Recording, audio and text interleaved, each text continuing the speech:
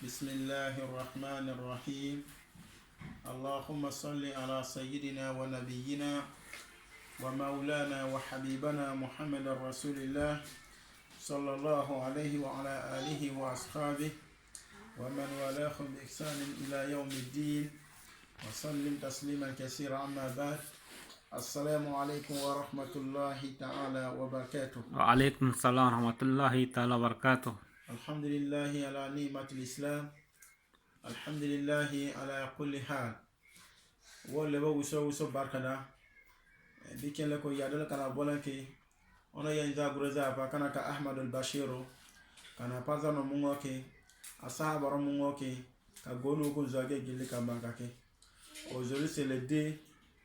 9 mois 2018 ka kirgureza bon ma inshallah amba tafsir ne ko kuma kana dano l'islam okay benno onta toujours suratul baqara now kada wusa da wutu wana aya bole sadelen kewo inshallah taala ka wuso bormake wuso ya famula munga kalo asane jigon wuso ya kalo inshallah wadano listano ambaku wusa pe akuran gureza no meba dem du wono bolo singra sakana okay ko bokro ken tafsiro wuso gana Muhammad ma sarape sarani ka tiza gurzi gwa ka noye kana san jibane ka beza no iso kan beskan mongun na ne do fo gwa kan biama kana woju ake ko menge ba ile ku wuso de wuso na ayo nyaso ma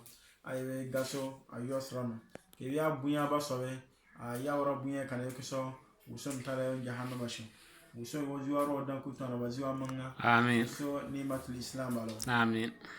أعوذ بالله من الشيطان الرجيم. ودو ما يزاغون زابا kan doma ka iblis men bunya ke iblis ni kan inta ngunnan yosra no wusom fokwa yo kawo an pouvoir kawo ana ka iblisa an inta malaka ro gutara ya su malaka ro gilli amma biska wusoma di biska wusoma galen denta wusona mmerba fashe ana bo ayosra no bo wo amanyino wodo no ngozi yogo fodden ta wuso iblisa daw anagu angara fodden bizi mangaba gutamintu wodo wado mangaba gutabe e gwada pula mangaba gutabe aka billahi ebe bangun na lo manga fega bagu wuso e dalo no mungo balla ke biye mangaba nguta wati biyabe wuso e bwana la gen ska e male kuteningo fasebe na ndo fega gwakambia do wana za wuta gwakambia do wan giba wuso ne gwakambia do wana do wuso ya wonna ba do aya wuslata wuso ji kayibno ya ne noyi wallahi billahi domin nige zama kunna usay ya fraba inshallah tayyib. Bismillahir rahmanir rahim. Wa kana gersa ka usoto barka zaki arrahman dunya yasra bal musoni nana ko ya da kon beyile arrahim l'akhira yasra ne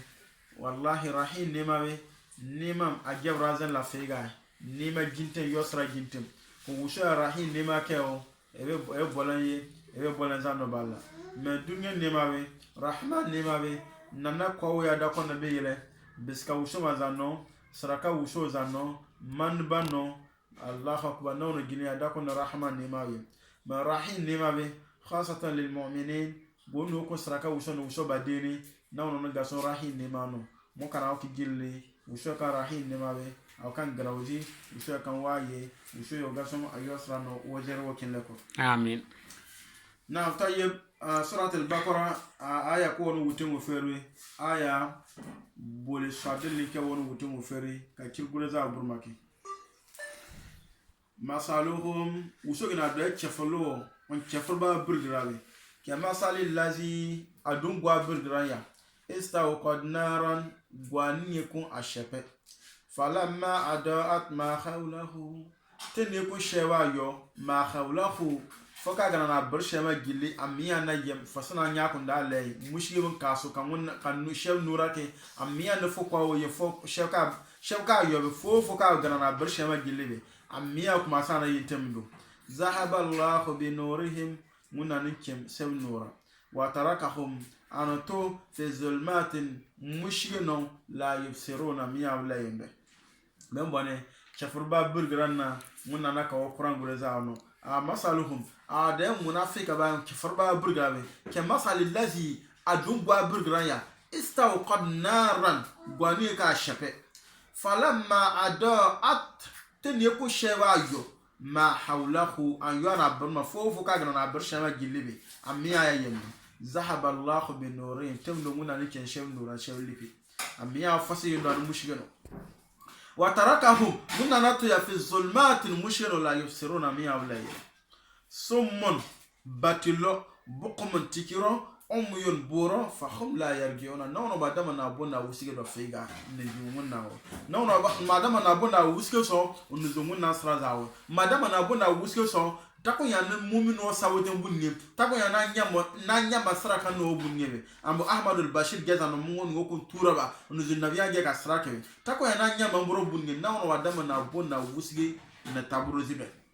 membo ne dundo ni yoku na yama na kanjilebe madama nduno du san zibando figa boko madama na bona wusi on sraza anya sobe aw ka sayibil wuso gina ya awadul lapiya mina samai brama fihi annabu zulmatun mushige wa ra'dun ka warku pasleke wa barkun kana yakboleke yaj'aluna sabiha fi azanihim na won penyiro goro na tanta turiya role mina sawa'iq wa ku pas daleminto hazara al-maut najli na nyina banjema wallahi mun naratu na pam adamu munna mukhit bil kafirin adamu dola barki farmanci chefulo kana nyalle mameke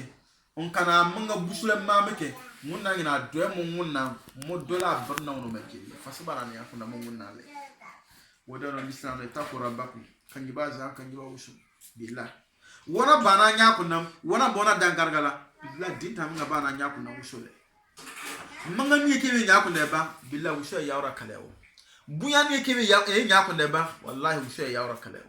amanga ba lera arma ngino kangiba usu ka usu ba den ka me ya funfoto ka zungu na funfo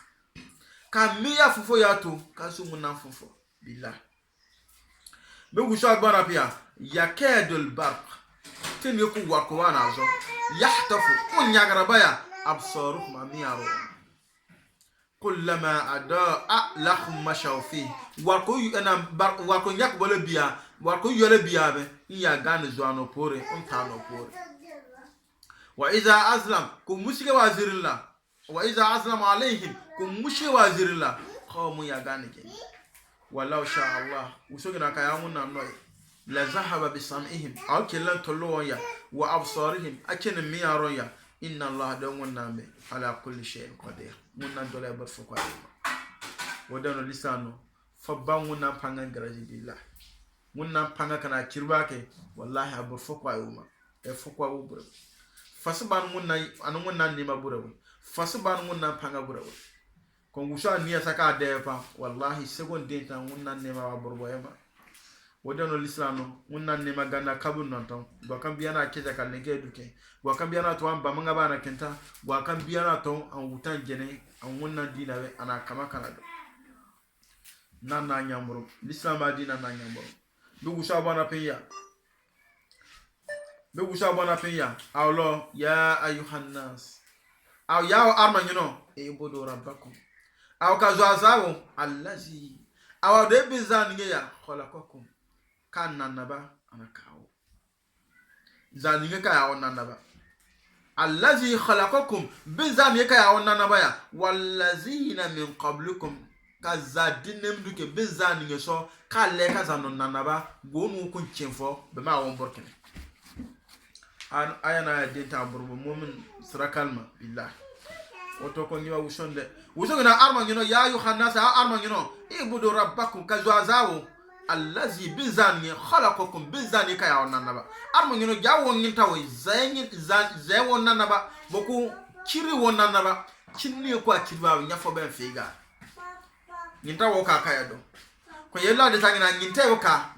ka ibudu rebure nawo akaya do bosubara do lekeni ko nginta munna ya dinta ya do za dinem du abona wusiam borwo biaka wusoga na katura no bara arma ngino kanyiba za billahi za ne ka kirwa bur mapanga to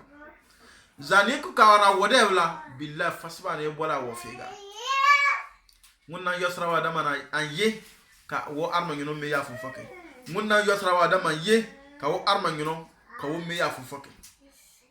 biya ka wusho leka anan na wono pungwone suka ko zamba wo nyaso kunza yebi nyaso dunno ne ku wusho aka wo koranno ebi ni deme ziba ka dunno duke ebi dunno se ziba ne ebi ni kurka wonna dunno wallahi ebi zekele ko ye woda le weso iya pele ka dewo ka domo bila ka domo se truta modern woden lisano ka domo be billahi form anafa bawo anta dita be ito tini ke won gakane ito temidu kimuna kirba wusi kinyiwa wusho kun shafe dita ngene ni wudu bi wudu sha be se ke wudu anala yawo ma mun nan dulo dum bi so musu gina ka zo fana ma kibi guya ne zo billahi ka wode la kabu no billahi wo me yon figa e wo me yon billahi e da me yon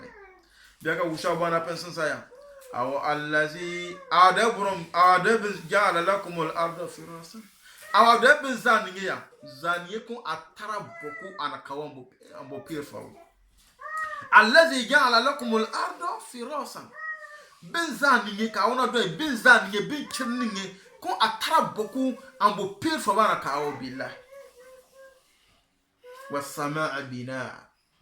ambrama letu gora na kawo ana lebusu gora billahi amma fabe ya nyafe agano ba piro ba billahi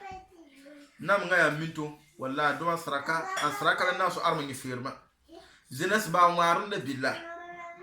ka da brama ma fasu ba na nyafe me tatabi na ben wo wonara kebe wona me da nan tar Allahu akbar brama guran ba kan da fu kwawo me fasu ba na nyafe tara yika o ganana tara o pibura taw billahi subhana jalla wa ala arma ngino ka wongi ba wushone ko urjana ko mesro no dawn ko talo min mama ko ro naro pusra wo ro naro gurebon ko ro baro gurebon ko viva ko tamake o bero no wonyamula jahannama shaybillah sika ba figa me ya fu foro no jilli munna wushu futaw wushu brawo kanta fone ka fubawo foni ka funta bi wusho na wokalata foni ka fuba billa ngona minga ba hara kana mingake armanyi ka fuba wo ngona no afusima armanyi desiki fu mutawe bonni bangwa fuza zugu buya yito ke zugu minga sabilla viva le yito makita le yito bebile yito janale yito korwa yito manbala yito towala yito jemba yito notama yito ke deno ngaso kabade nana kuma ngana gentrega bikele ko ke gentra kana ngene ngino ke lanoke illa no hake dawana pa ake lano sa jelo fone ko muso loke owe adeo minganda be me kemen dunno lo hake ji bo tuna wusu ana nyasuma wadano lisano itaku rabbakum kan yiba wusu wallahi yiba wusu bin na nyambo fasiba tarabu na nyambo lai kama yiba wusu Bugu shabana penaya wa anzala minas samai ma munna ngina awsir ana tubrama bambwane ma anpi awzil la fi fa akhraja bihi minas samarat kumpi yi sababu pini kana tubrama ni zirmbe ben tarawzem taraw ni pimiya goyro nu ko na tarawbe boron na pampa kon taram pimi ana kai awada mangoyin bwale ta pini kana zirin anaton bramanu zirin kan wonna kirbake kan wonna burma kebe bitaraba bwana mi goyro nungo ko ne taraw ta ken lebe boron pa ken le boron pidu mile ne pa rizqan lakum wonna ngina fawra na mona kawo billah fawra na mona kawo fa akhraja bihi min as-samarat goyro ne bom rizqan lakum fawran na kana wake fawran na marakawo fala taj'alu lillahi andada wuso gina ka burya aw medu banna mun na mai boko aka bura fana kuma kaman wannan ke Allahu akbar fo kun mun na gana Quran no jillebi ba man yin tawo me ya mafir wala bi wana ba fir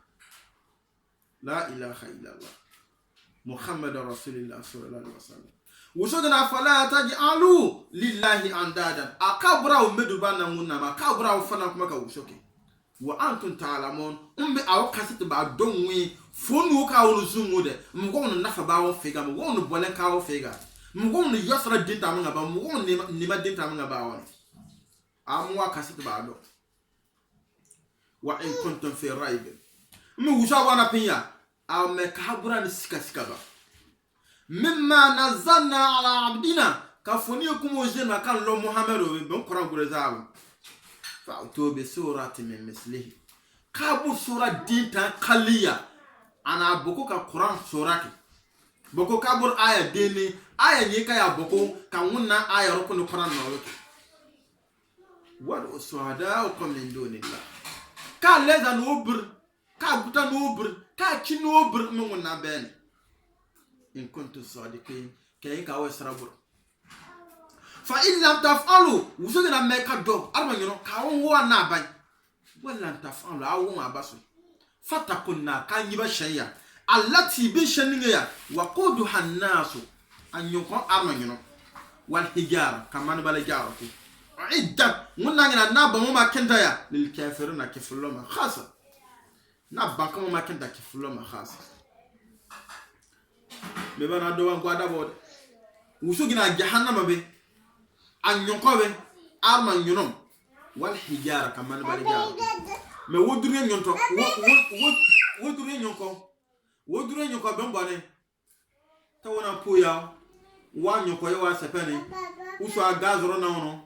wonyokoro na ono wonne manna wonab me bodi finne shawe abudu yo kan nyonko ke nyonko ni ko na yenna abudu yo kan nyonko doke bodi finne shawe abudu yo ka wodure nyonko na ono ke bodi finne shawe bila abudu yo ka gaz ke abudu yo ka essence ke abudu yo ka na petrol ke abudu yo ka na gasoil ke yana ka arma nyuno muna fika jahannam nyuno de shawe abo amburo ban pangaye yana ka arma nyuno ke biaka lo usogina lo awu bodi finne shawe de aw ka do ka wona doy ka won shado muna kuma pa wona de alati ado bi sheninga ya waqudu hannasu anyoko arma nyuno jadano arma nyuno tarko son ya zalla arma nyuno ko ne man bange arma nyuno ko towange arma nyuno muna fiko mara naro guro na mara baro guro dangoge awade bodi finne nyoko bodi finne jahannam nyoko na wono jelle bemi noge ado bodi finne nyoko na wono jelle billahi jandano bodi finne nyoko na wono jelle wallahi wal hijara kam man bale jaro ki jaro ngoko chefulago on man bamma on ko zama on bureau zama we ka jaro droke Allah ko wodeno l'islam usoga na onna bankado an don chefuloma danu ngabrzano ko ngana kifra kan kifale gwani ka ya beska wonna aya ma binna puma ngina kifra gwani ka ya beska wonna me bama ka me ya funfa ba binna puma kifra wallahi binna puma kifra ka won kifra don na kifra wodeno l'islam kan yiba uso ba de wo sora dangino nawo inshallah ta'ala kada uso dama ko uso dama vuna kawo wo wutim inshallah ta'ala wa bashir allazina amanu wa amilus salihat hatta inshallah kamuna burmaki uso songra balone amina uso ni makli islam balon amina foko gano ngi ban ngi uso balon mala amina wana gano nan so uso ya kalo amina me ya ginte barka de uso ya kalo amina uso ya kanso zogo bunya ku uso gana quran no gile uso wala zama gile amina zogo mangani ka gana so ani won minza muhammad sallallahu alaihi wasallam zogo ro me uso zogo do brasi wo mi shigolo inshallah ta'ala akhukum fillah harun bin idris kere fi madrasat azhariya للثقافة الإسلامية. السلام عليكم ورحمة الله تعالى وبركاته.